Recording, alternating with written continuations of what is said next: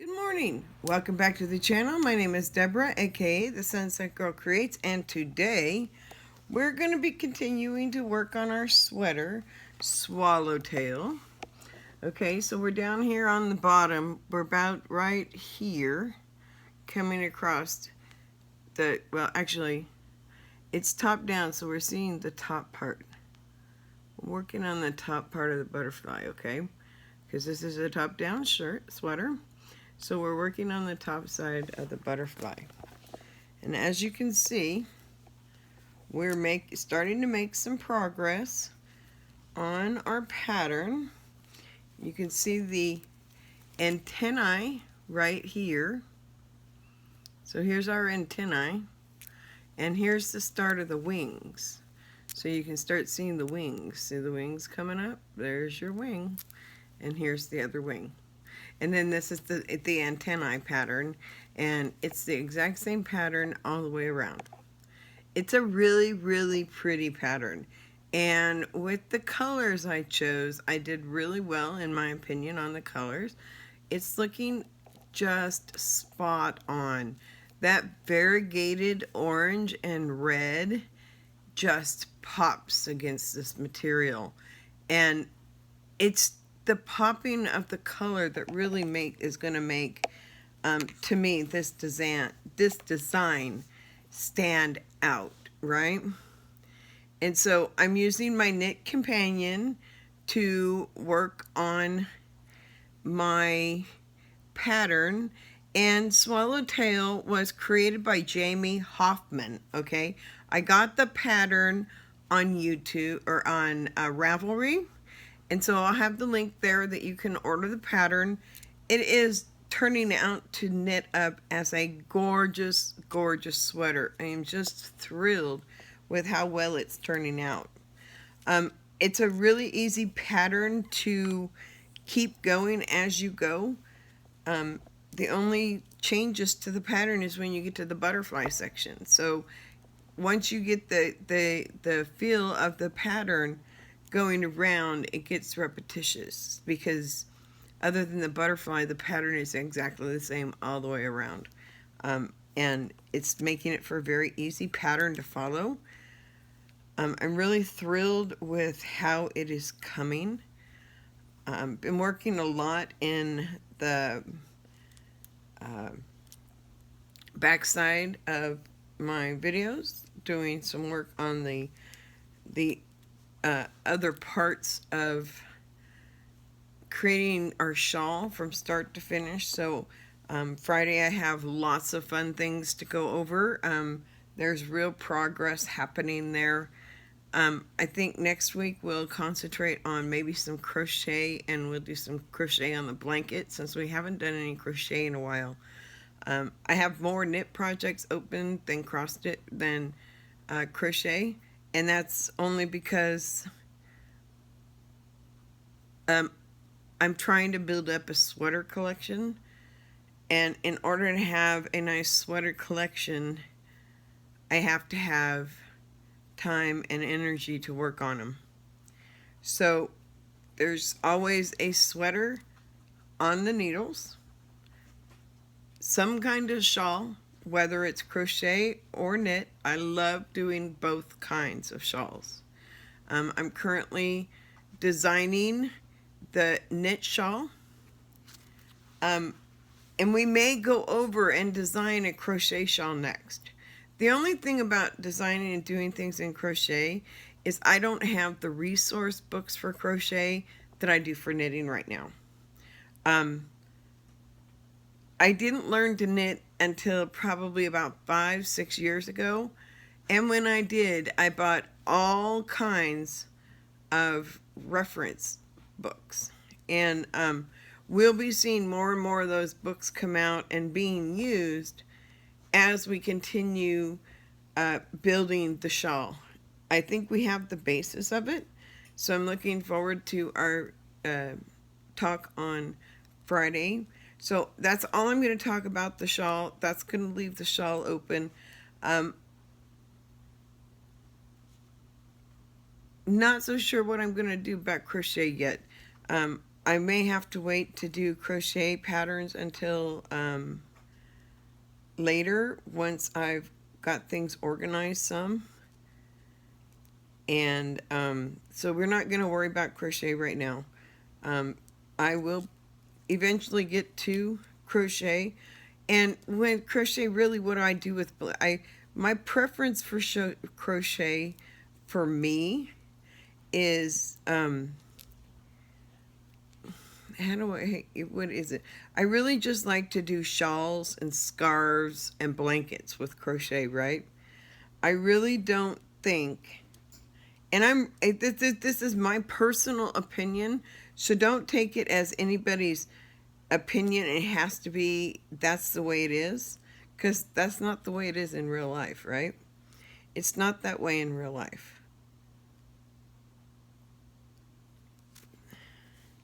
Where is this? It's driving me crazy, this loop up here. Sorry. I'm not doing magic loop on this pattern, so it's a little different trying to get it to the needle management when I stop.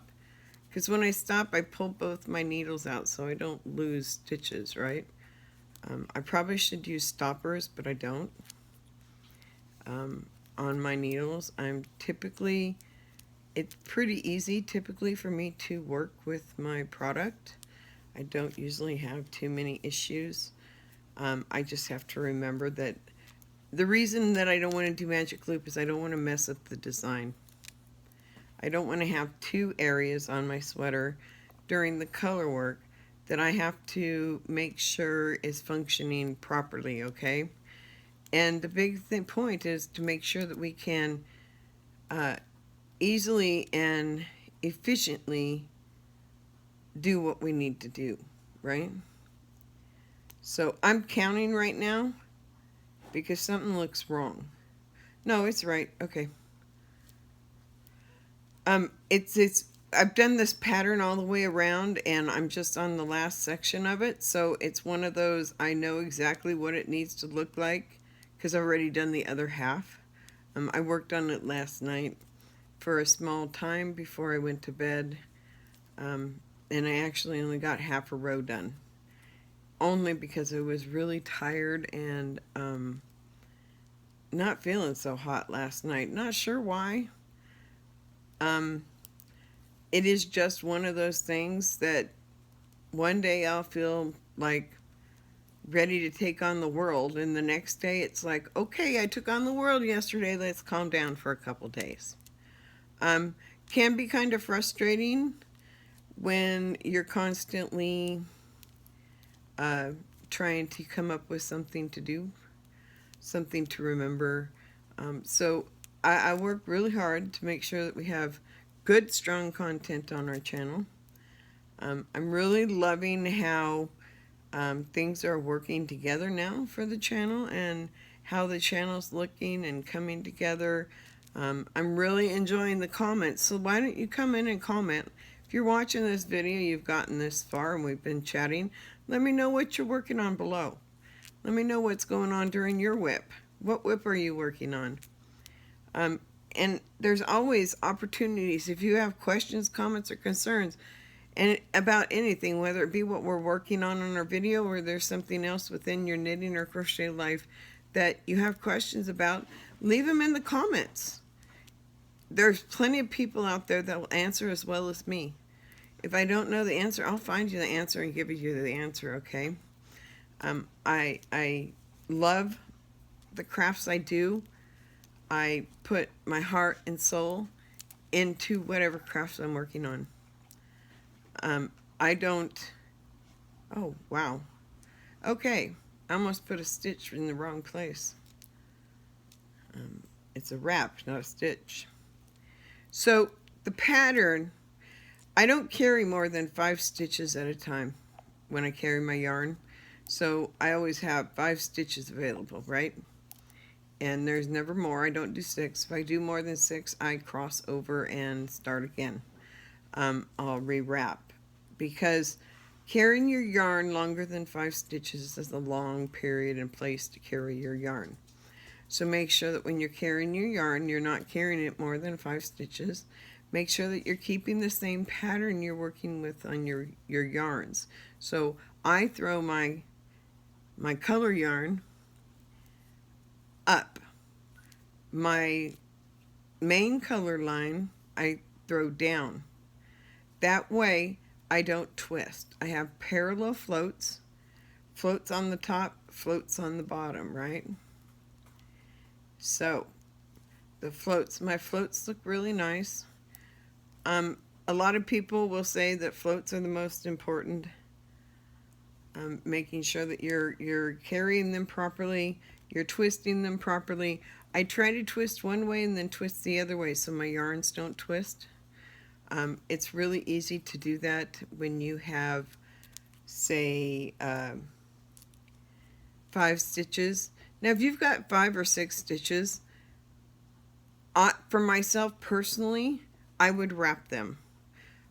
Only because I'd wrap them halfway, because then it doesn't leave, it makes it consistent. There's never more than 5. So if I have 5, I don't have to wrap. I have 6, I wrap somewhere. It's just to make sure that your yarns don't tangle and that you're being consistent, right? You're not twisting your yarn, you're not doing that. Now, if there are people that will twist it when you go, right? So when I first started, I was doing, I wasn't doing the parallel floats. I was twisting my yarn as I went, and it made yarn management kind of difficult to handle. So I chose not to do that. And that's a choice you have to make. It has to be your choice. Nobody else can make the choice of what needs to be done in your project but yourself. Okay? So make sure that when you're doing it, you're pleasing yourself, right? Or if you're working on a project and you know what you want, you can be consistent. So see how my lines are nice and straight and consistent on the inside? That's what you're looking for. See how consistent that is? They're going right next to each other. The top color, the color is always on the top, and then the blue is on the bottom. And that's how you keep your floats. Okay, now if I were to bring out the black sweater, it doesn't have parallel floats. It has the cross floats, right? So each time I crossed it, but then you have to, it's a lot of yarn management when you're crossing, okay? Because your yarns are continuing twisting up on each other, right? So it's not good to go one direction, go on the top this time with your dark and light, and then the next time you switch it around, you're gonna be not showing consistent stitches. So if you look here, you can see consistent stitches, right? It's nice and clean, and it's consistent. It doesn't look like one is bigger than the other or anything. Now, it is a little looser than I normally like it, but I think it's looking okay and knitting fine up on this sweater. It's really such a pretty sweater, and I'm so thrilled. And it's just learning to manage your yarns properly, right? So today on the video, I'm going to grab something to drink because I'm talking a lot, and I'm going to turn on my fan because I look like I'm about ready to start sweating. And so we'll turn on our fan.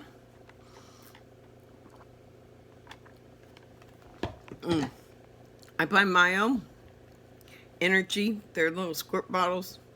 Put a little squirt in my water. So we're reading today from the Craft Yarn Council again. And I'm really finding it interesting because they have some really, really, really good articles on knitting and crocheting. The Yarn Council,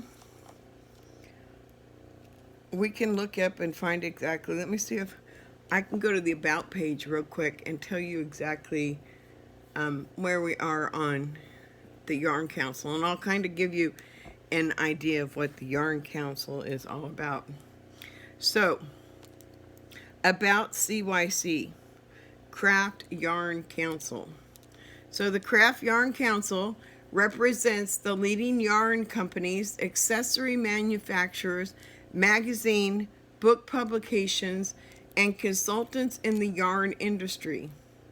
For more than 35 years, the council has sponsored a wide range of promotional and educational programs, including the highly acclaimed Certified Instructors Program. So you can go on their website and become a certified, basically teacher of knit and crochet classes, right? They've got lesson plans, and they teach you all the steps 1 to 3 to become, and you have to go through a bunch of things and become certified. You have to do some student teaching kind of things and stuff like that. That's what you have to do to become that, okay? Discover knit and crochet classes and its popular I Love Yarn Day events. The second Friday in October, which offers a virtual meeting place for the nation's knitter and crocheters. More details about these programs and many others available at this website and those of our members. Learn more about individual members' products. We encourage you to visit websites listed below. If you have any questions about the specific products, please contact the companies directly. The council staff does not have access to members' product information. So that's what the big thing about the Craft Yarn Council. So it's a big kind of place that puts in the you know, they're the ones that tell you about your ball bands and yarn labels, and they're the ones that help decide what the you know, the weight measurements, and they help keep things stabilized within the system, right? So there's consistency. When you're buying size 4 yarn or a medium yarn, which is a worsted or an Afghan or Aran yarn, you want it to consistently be that same kind of worsted yarn, right? You don't want to get 2 different skeins and then be 2 different thicknesses, right? Because then your project's not going to knit up properly or crochet up properly. So you need to make sure that your yarns are consistent. So by following the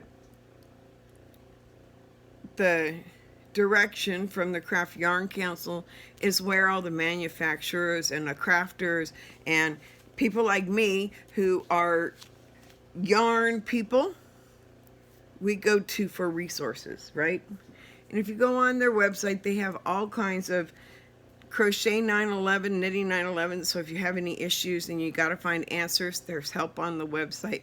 It's resources and websites to plenty of people, like the bloggers and stuff. They all connect through here. You can get a membership through the Craft Yarn Council.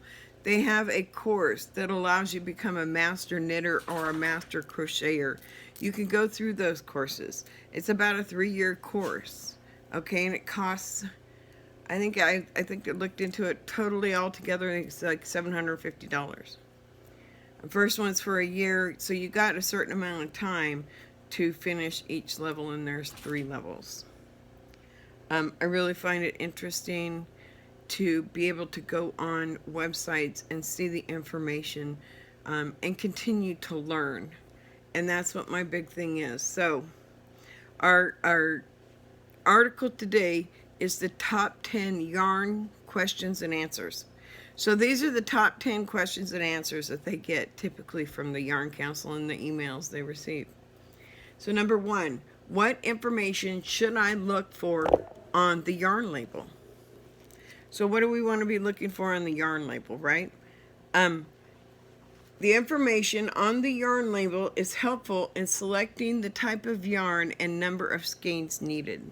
I'm going to move my laptop because I really don't need my iPad specifically right here, so you might see the laptop come around. I'm going to do a quick swap. Let me see if I can do it without really showing much. There we go. This just allows me to be able to read the article and not be looking so much away from you. I don't want to make it look like I'm not paying attention or engaging you. So I try to work really hard, especially on the face-to-face, to ensure that you get my attention, me looking at you, and you can look at me in my eyes, right? I'm sorry, I have eyes that are droopy. If you look, I'm looking normal. So it's not like I'm totally ignoring you, okay? My eyes are weird. They drive me crazy. If I were able to fix anything in my life, it would be fix my eyes and give myself eyelashes. I have them, but they're very short. My mom and my daughter and my sister and my son are the ones that got lucky to have those nice long eyelashes. And my grandson has them. And he's not thrilled with them. He doesn't care. But yeah, so I've always been, I should have learned how to put those fake eyelashes on. I've never been much into makeup, right? If I have to go out for a job or I'm going somewhere, I'll get up, get dressed, put makeup on. 90% of my time, though, you see what you get. My hair is done. I keep my hair long and straight. That's all. It's very fine. I can't do a whole lot of things with it, but it does look beautiful. And I do my own nails, okay? So these nails, all of the drills that you see on here are drills I got out of diamond paintings. So I had some fun ones I could play with. I like these ones. See that it's a diamond. I don't know, can it come in? I don't know that's gonna, oh, there it goes. There you go. Pretty cool, huh? So I kind of did Halloween nails. Purple, orange, green. I don't think there's black in there. It's the only color that's not in there. So let's get back to our questions. And thank you for your patience as I'm going through and reading the article. And we're going through stuff. So the information on the yarn label is helpful in selecting the type of yarn and number of skeins needed for a project.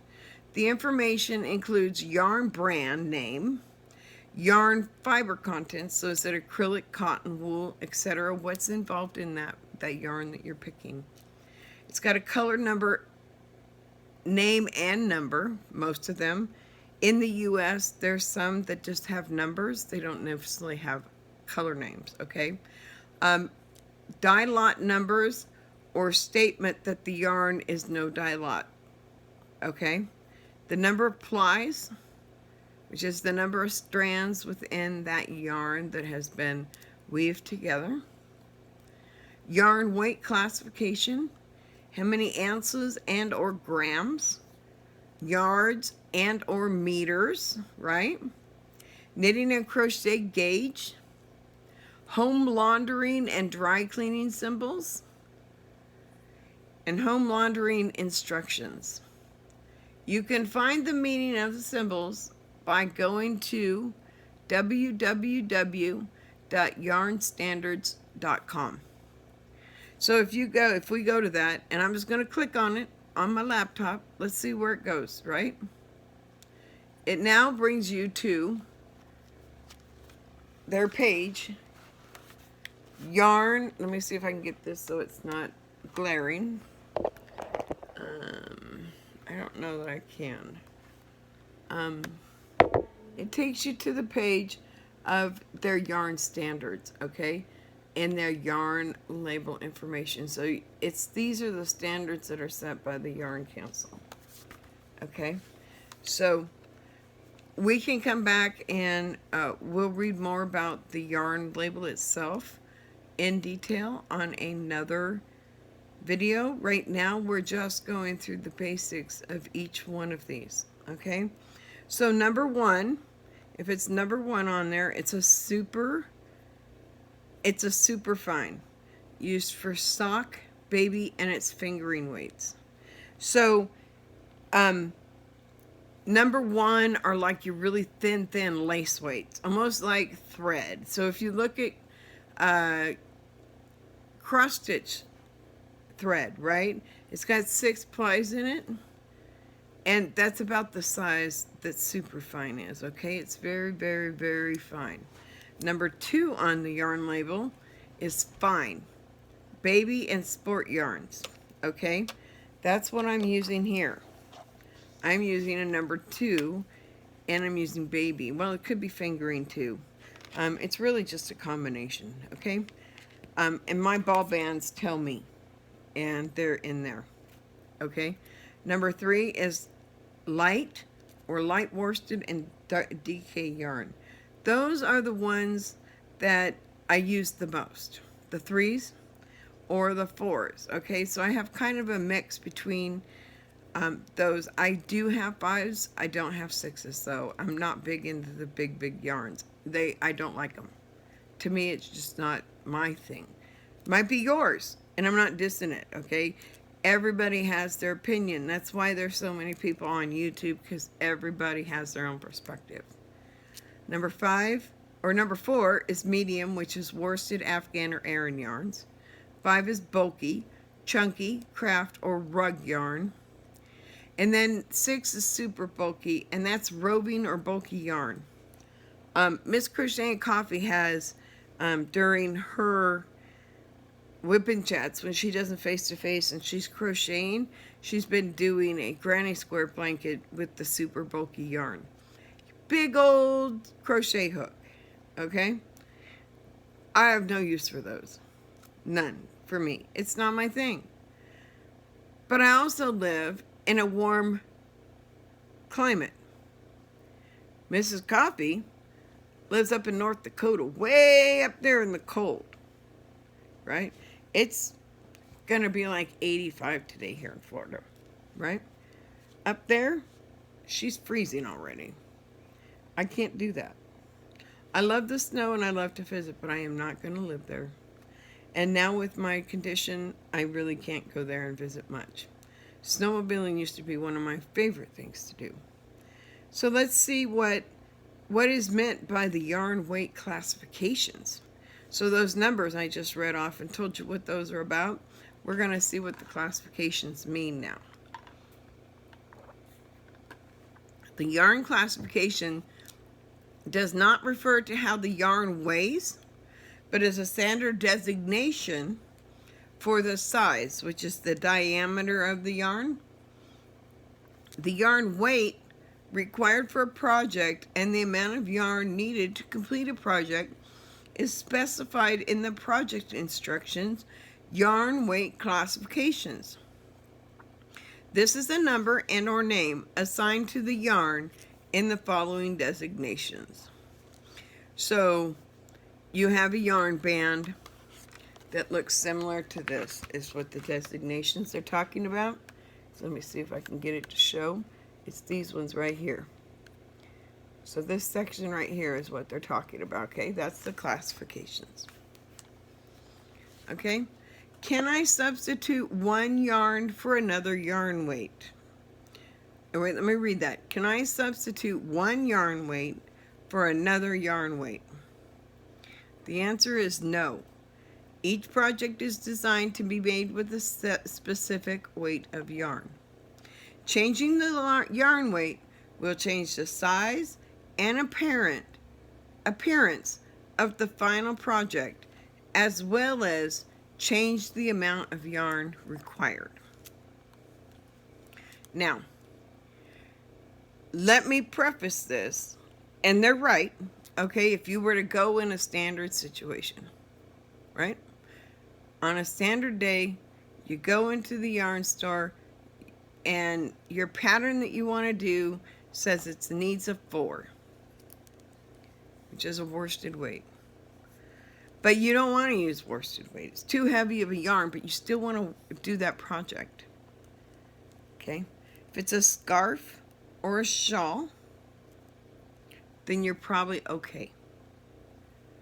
You'll just, if you're going to a smaller yarn, you're going to need more yarn. If you're going up a yarn, you're going to need less, okay, in weight. But here, you just have to do a gauge swatch, and you have to do conversions. It is a lot of math if you want to take yarn from a project and you're doing, let's say, a sweater, and it calls for worsted weight. You have to redo every single sweater calculation there is. The calculation to increase, the calculation in the amount of stitches you need. If it's got a pattern, you're going to have to adapt that pattern to the smaller or larger amount of stitches needed. It is a lot of work, but it can be done. But not just straight through. You have to do the work if you're going to change the weight of your yarn. Can I substitute different yarn brands of the same yarn weight? So you have a Lion brand yarn and you have a Red Heart yarn. You want to use them both. They're both 4s. No problem. As long as the weight is the same. Okay? But always make sure you do your gauge swatch. So here's what it says. Can I substitute different yarn brands of the same yarn weight? Yes, but be sure to test the gauge to make sure that an adjustment is not necessary as you substitute one yarn for another. See question 8 when we get down there to learn about gauge. Okay, so we're going to learn about gauge down a few down. But you do have to do a gauge swatch if you're not going to do what the pattern calls for. It's important to be, the pattern that you got has been created based on the yarn in the project. So if you want it to look exactly the same, you need a yarn that will knit up or crochet up the same as that yarn used in the project. And that's how you'll know. Okay? And if it's a different gauge, you have to do your adjustments. And that's a lot of math. So remember, as long as it knits up the same, you're fine. Okay? So number 5. Why do some yarns have a dye lot number and other no dye lot number? That's a good question, right? Some yarns are dyed in large batches, with each batch assigned a dye lot number. So if you go to a store, and I don't think I have a ball band in here. Let me run and get a ball band, because it's going to be a lot easier to kind of show you dye lot numbers and stuff. So give me just 1 second. I'll be right back. Okay, so we're talking about dye lots. And I know I said I'd be back in a couple minutes. I'm back in a couple minutes. It was just a blink of an eye for you. Look at that. So we're talking about dye lot numbers, right? Some yarns, that was my dog just climbing up behind me. It says some yarns are dyed in large batches with each batch assigned a dye lot number. Using a color from the same dye batch assures the color match from skein to skein. Other yarns are spun from fiber that's already colored and are labeled no dye lot yarns. Okay, so this is a ball of paint box yarns. It's a Simply DK. Okay, and so this is the ball band on it. So this is the main paint box. Okay, so it says paint box Simply DK. I'm trying to make sure that we don't have too much glare on it. You can see it. Okay, and so then here is just, this here tells me that it's got 100 grams or 3.5 ounces. It's got 276 meters or 302 yards. And it's 100% acrylic. It's a number 3 light, and it was made in Turkey, and it's by Love Crafts. And then so here's your color number. Okay, so you have a color number here, and here's your dye lot number.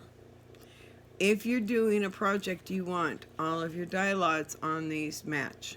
Okay, they also tell you about the knitting needle size and your gauge. Okay, and then your cleaning directions, as well as whether it's knit or crochet needles and your sizes up here. Okay, so that's one, right? Another one, and this is from a different country, so that's a US yarn. Okay, And I just brought this one out because I thought it'd be interesting to show you. It is Roving. It's hand knit cotton made with combined cotton, combed cotton, and it's 50 grams, okay? And on here, it's 100% cotton. And so it doesn't really have, it's just laid out a little bit different. So here's your care instructions, okay? So the care instructions are nice and clean and clear. Okay, and then after that, it tells you about the yarn here. Okay, so it's a very basic ball band. This one's from the UK. Okay, and then this is from Premier. It's called Sweet Roll, right? So it's a variegated, as you can see. And it says it's 100% acrylic. And this is for my granddaughter. I'm going to be sending it to her for Christmas. She loves this color. It's 245 yards, or 224 meters. And it's 5 ounces, or 140 grams. Okay? I don't know how to flip the camera. I'm going to have to figure that one out. And so that's the ball band. I'm trying to see, okay, here's your cleaning instructions. And your the weight, it's a 4. And your cleaning instructions are right here, your little symbols. And then your knit and your crochet. And that's the ball bands, okay? So your ball band tells you a lot about the yarn that you're going to be using, okay? And you always want to pay attention to dye lots and different things when you're buying. So you're buying, when I bought this blue, I also brought a light gray and a red for Patriots, because I took and designed a Patriots crochet blanket for my husband. I messed it all up. I gotta pull it out and do it again. I forgot to carry my yarns properly in the back, and I have these long, huge lines. No, it doesn't work out for me. It didn't look right, doesn't look right, I don't like it. So I'm gonna redo it, okay? It's not something that, I'd never done it in crochet before. I'd never done intarsia in crochet before. I've crocheted a long time, but I never did intarsia, so I didn't understand exactly how it, I didn't do research. I said, oh, I know how to do this. No, no, no. I still have to learn things. I could do this for all my life, and I still learn things, right? I don't know all the crochet stitches that are out there. I'm not an expert in that.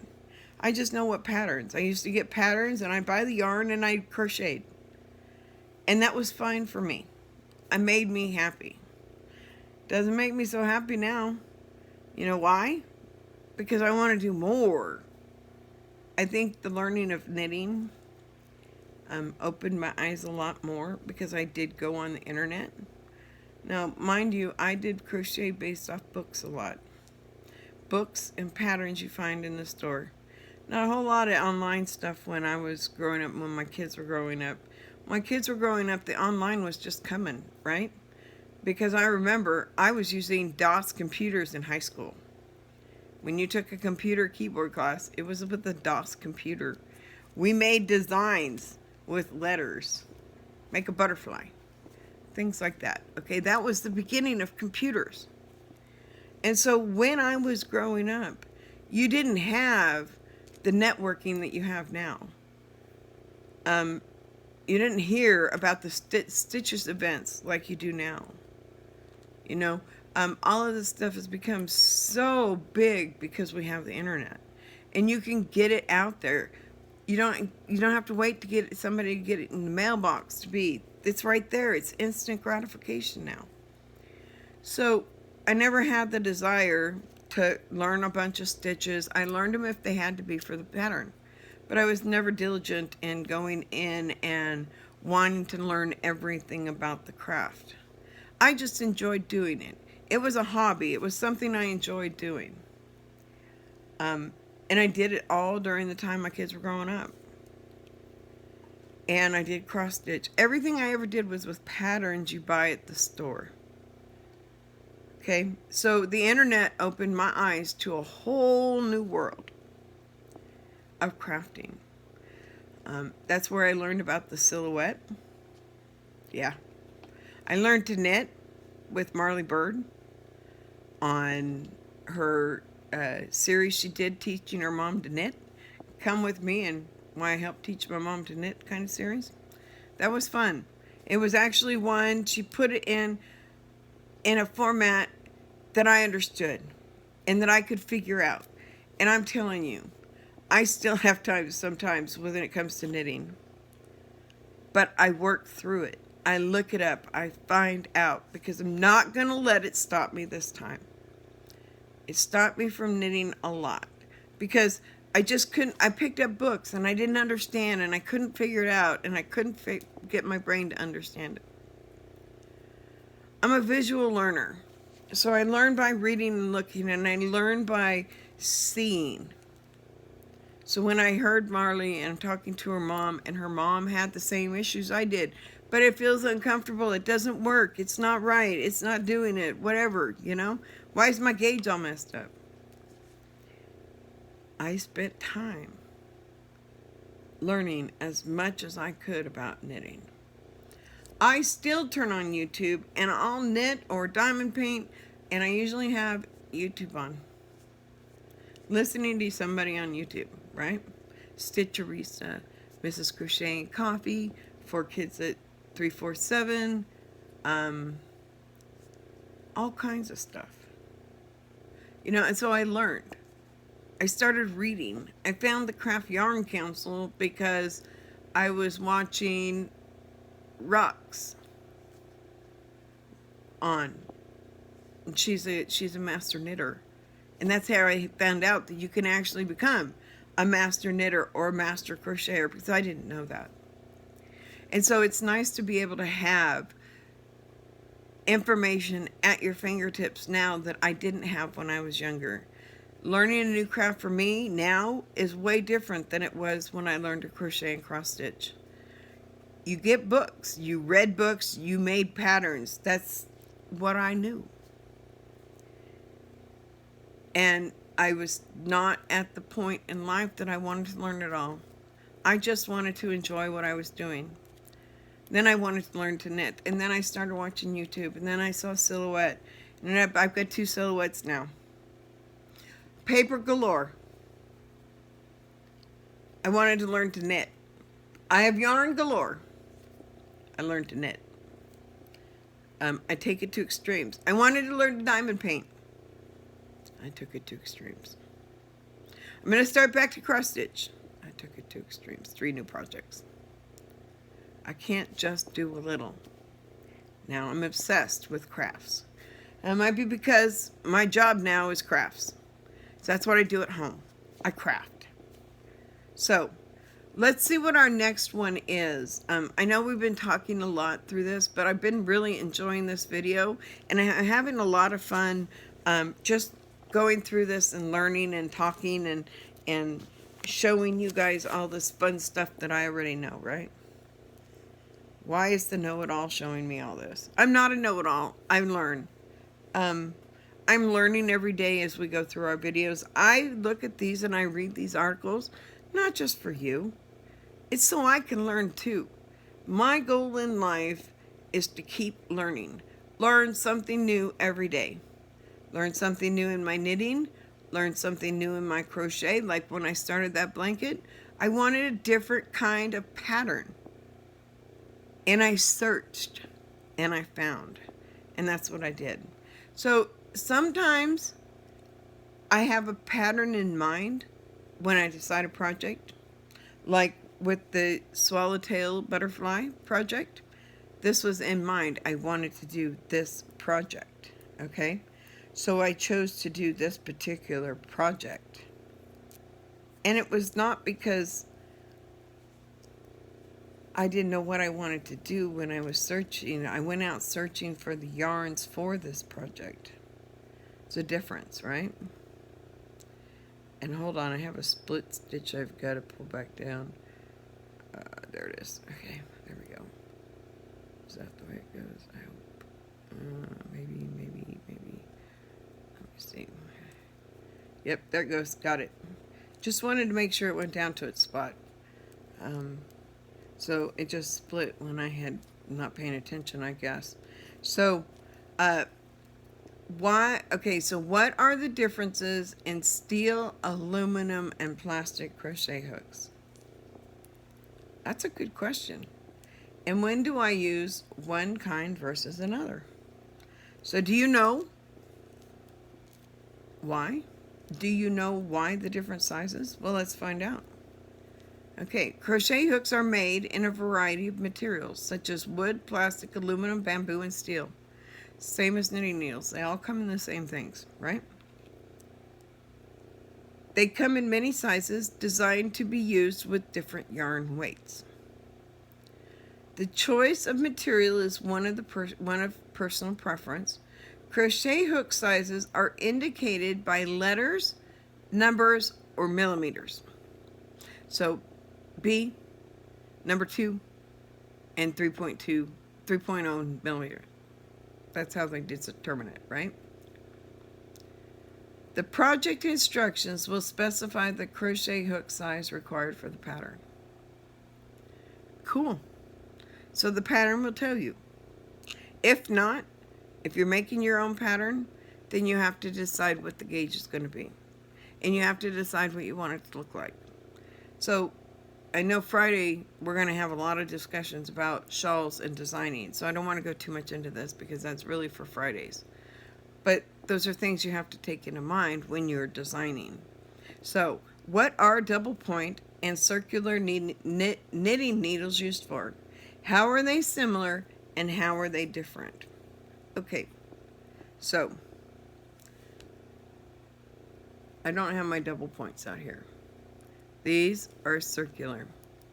They sit on a cord and your yarn stays on the cord. Okay, and the yarn comes all the way down and the other end of my cord. Okay, so that's a circular. This is good though because a lot of people ask this question, and I had the same question when I started.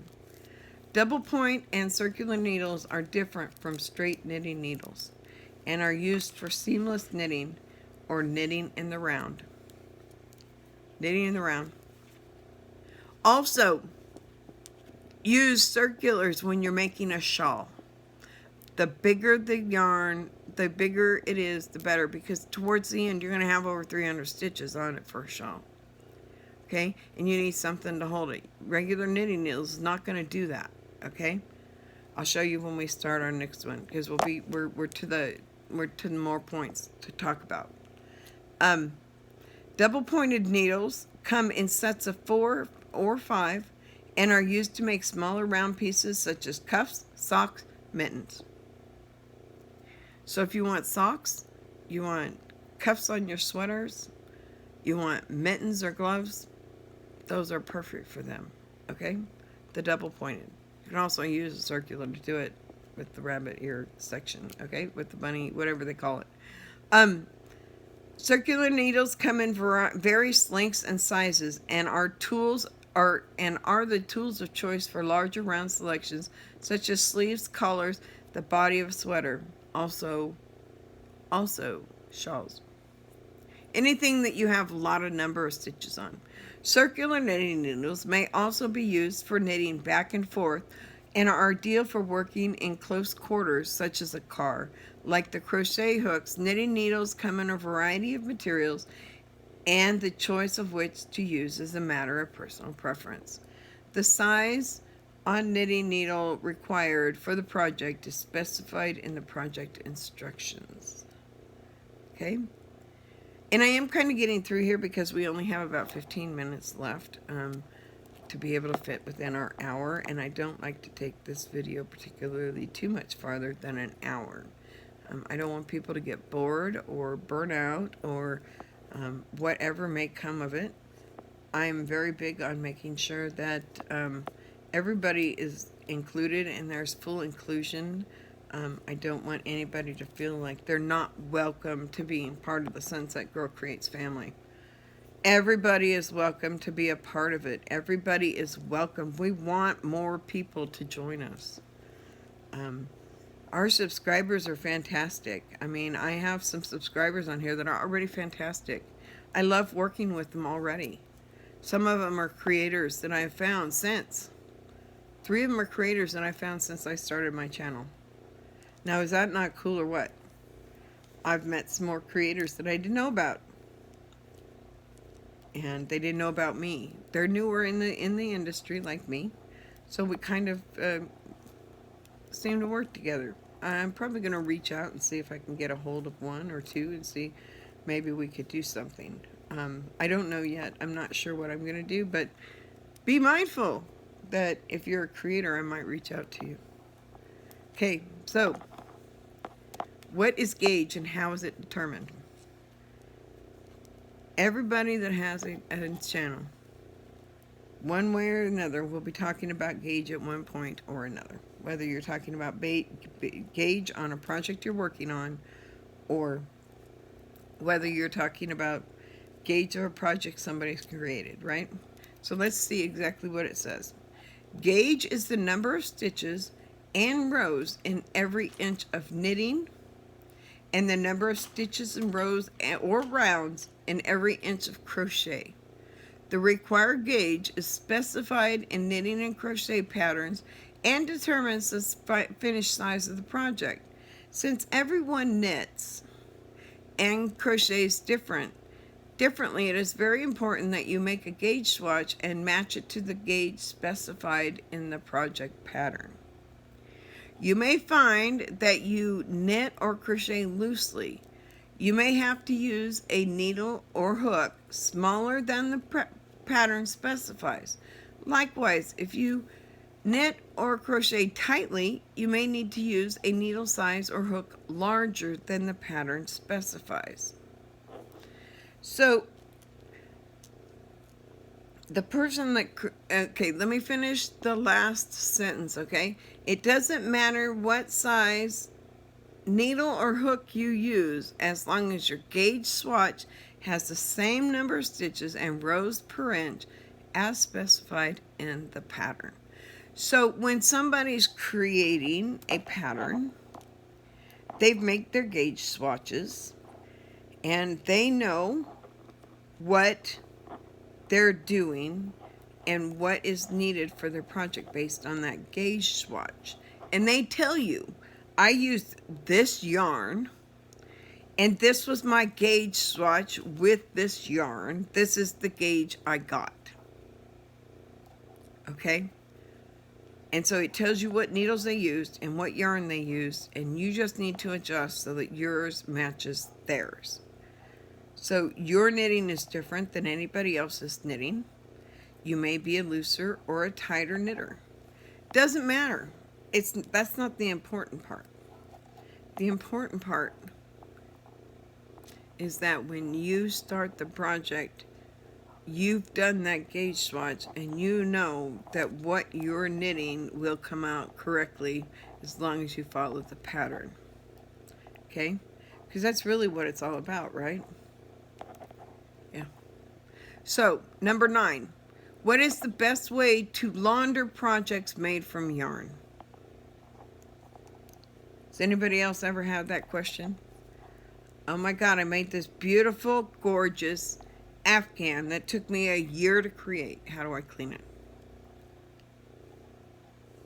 Huh? Yeah. Do you just throw it in the washer? I don't know. What's it made of? Is it going to melt if I put it in my dryer? I don't know.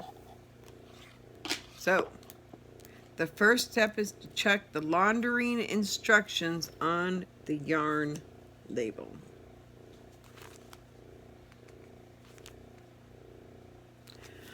This one's dark. I don't know that you can see it very well.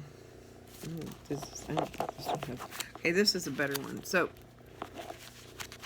laundry, right here. These are your symbols for laundry. It's going to tell you how to. Okay? This is to tell you whether to machine wash and dry or hand launder flat and dry flat.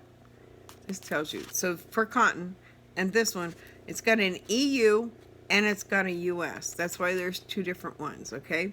And that's different than the ones in the United States because it doesn't do that. So it says you can launder as long as the temperature is above 40 or above, that's 40 Celsius, okay? You can't iron it. This says not to dry it. And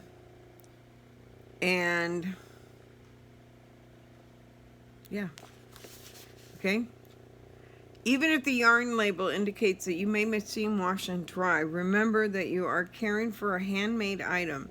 It is recommended that delicate items be washed in a mesh laundry bag or pillowcase, and that you wash your handmade knits items separately from other laundry. Okay, so that is true and that is recommended. But let me preface this. Okay, if you're using 100% acrylic and it's a little rough, right now it feels really, I love this. I love paint box. It is one of my favorite yarns for an acrylic yarn. It is so soft and squishy. I just like to squish it and play with it, okay? But like this one says here, we'll read exactly what the ball band says for care instructions. So it says, machine washable on wool gentle cycle with light colors. It does launder very well, by the way. Tumble dry on cool setting. You can use a cool iron. It is dry cleanable, but don't use bleach. Okay? So that's what that tells me. And that when you put an acrylic yarn in the dryer, it's going to set that yarn and it's going to soften it up even more. So I have some sweater. I have a sweater and that I did in acrylic, and that I have a sweater that I've done in wool. I will wash my wool one. I throw it in the washer with the rest of my laundry if it's acrylic. It will not hurt it. It won't. Okay? I always find that my crochets with acrylics are much softer after I've thrown it through the washer. Okay? Okay. So, last question. Where can I get help when I have yarn questions? Where do you go? You ask me a question, I don't have the answer. Where am I going to go? This is going to tell me right now. In the yarn department, you will find numerous yarn books that will be helpful.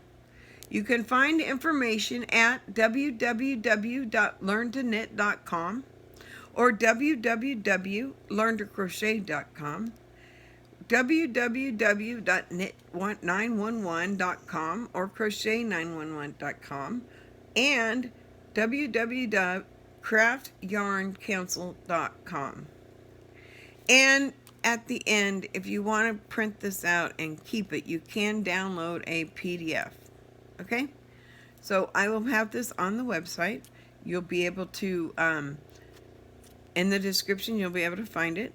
Now let's go through the fun stuff. If you like this video, we would love to see about it. Give us a thumbs up. Come on. Let's start getting thumbs up going. Let's start liking the videos. Next, if you don't like it, you can put a thumbs down, but let us know in the description why. Constructive criticism is taken very well. I will not be offended, as long as you do it in a nice, kind fashion. Okay? Don't be mean. I will delete it if you're mean. Sorry. I don't. I don't put up with it. I don't put up with it for my kids, and I won't put up with it on my channel. We are going to have a nice, fun environment for people to come to. Okay? So if you fall in that category, you can just move on. I'm sorry. Other than that, if you want to be part of the Sunset Girl Creates family, where we knit, crochet, diamond paint, do silhouette work, adult coloring, you name it, we probably can do it. I have lots of Mod Podge things that I do. I'm working on expanding my diamond painting into other areas of things I can do, like doing my nails and different things like that. I have drills galore in my house. So I'm going to start using them. Not just for other paintings or anything like that, but I'll start using it. So if there's any questions, comments, or concerns, please leave them down into the comments below. I will be happy to answer any of your questions or concerns. You got comments? Let's hear them.